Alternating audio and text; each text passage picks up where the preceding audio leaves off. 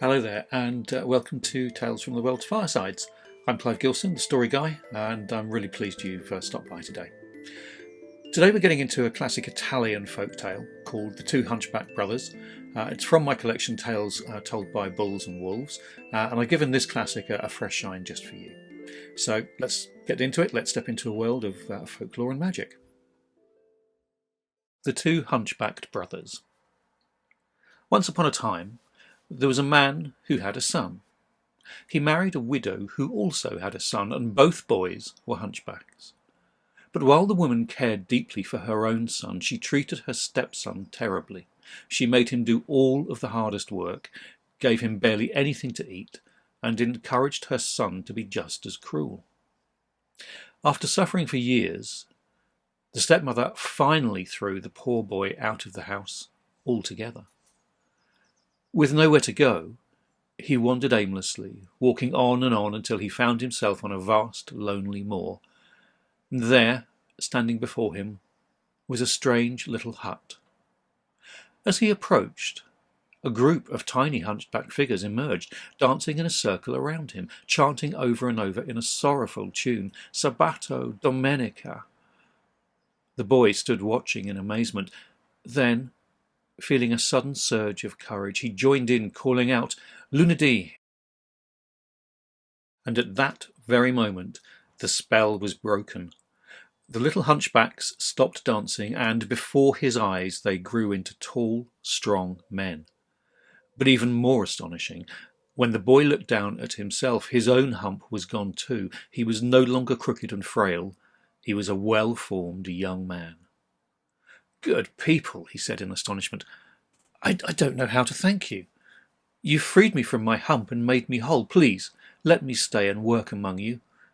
But the leader of the strange men shook his head. "You owe us nothing," he said. "It was you who freed us by singing the right word at the right time. We were trapped under an enchantment, and your voice broke the spell. So in return, we offer you this gift." The leader handed him a small wooden wand. "Take this home with you. You won't need to work for us. You'll have your own power now. If anyone ever tries to harm you, simply say, 'At 'em, good stick,' and watch what happens." With that, they vanished, leaving the boy to make his own way home. Now, when he eventually arrived at his home, his stepmother gasped. "So you've come back here, have you?" she sneered.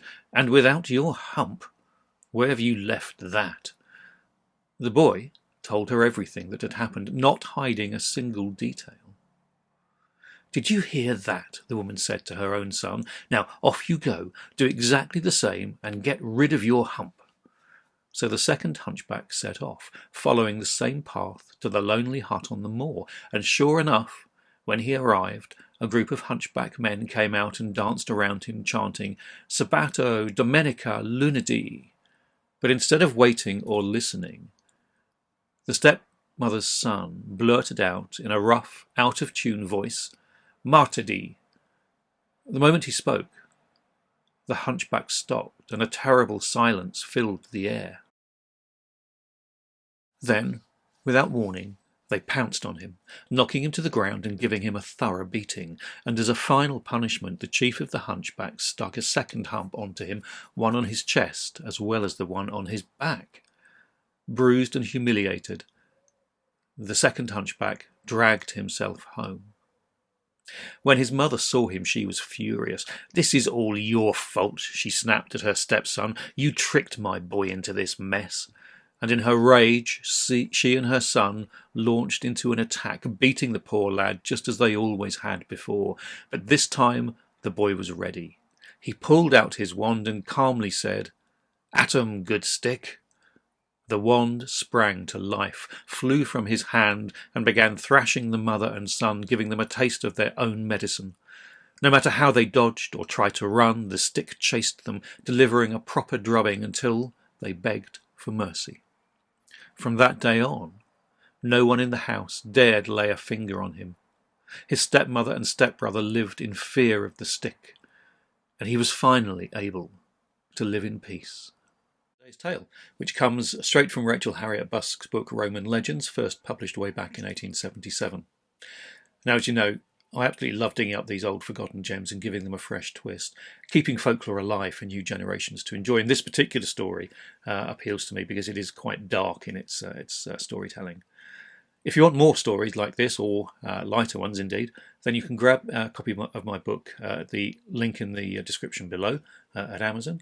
And if you're curious about Tales from the World's Firesides as a project, or just about me, Clive Gilson, the story guy, then pop over to clivegilson.com.